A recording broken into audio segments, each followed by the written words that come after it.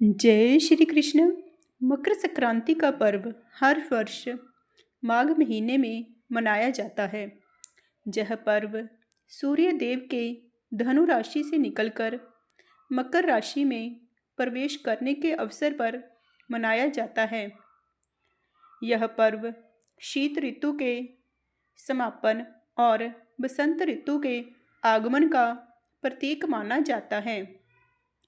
मकर संक्रांति के दिन स्नान, दान, पूजा पाठ और अन्य शुभ कार्यों की शुरुआत करना अत्यंत शुभ माना जाता है।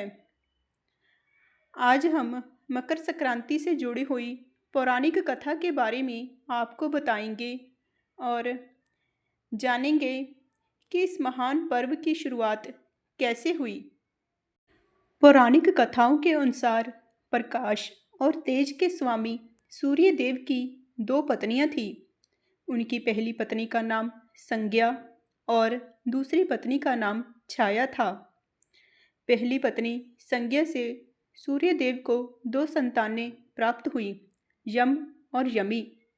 वहीं दूसरी पत्नी छाया से उन्हें एक पुत्र हुआ जिन्हें शनि देव के नाम से जाना जाता है। जब शनि देव का जन्म हुआ तब उनका रंग काला था। यह देखकर सूर्य देव क्रोधित हो गए और उन्होंने शनि देव को अपनाने से इनकार कर दिया। सूर्य देव का कहना था कि उनका पुत्र काला नहीं हो सकता। इस कारण धीरे धीरे सूर्य देव का व्यवहार शनिदेव और उनकी माता छाया के प्रति कठोर होता गया। अंत में सूर्य देव ने छाया और शनिदेव को अपने से अलग कर दिया। जिस स्थान पर अब शनिदेव और छाया रहने लगे उसे कुंभ कहा गया। सूर्य देव के इस व्यवहार से दुखी होकर माता छाया ने उन्हें कुष्ठ रोग का श्राप दे दिया।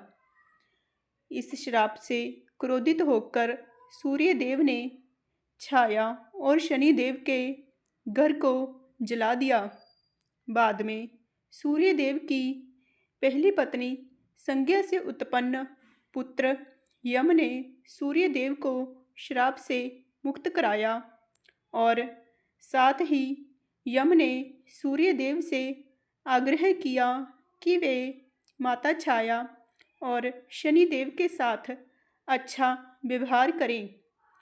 पुत्र की बात सुनकर सूर्य देव को अपनी गलती का एहसास हो गया और वे शनिदेव से मिलने के लिए उनके घर पहुँचे। लेकिन वहाँ उन्होंने देखा कि सब कुछ जलकर राख हो चुका है। अपने पिता को आया देखकर शनिदेव अत्यंत प्रसन्न हुए। उन्होंने कोई शिकायत नहीं की और काले तिल से सूर्य देव का स्वागत किया। पुत्र के इस प्रेम और सम्मान को देखकर सूर्यदेव बहुत प्रसन्न हुए। उन्होंने शनिदेव को एक नया घर प्रदान किया जिसे मकर कहा गया।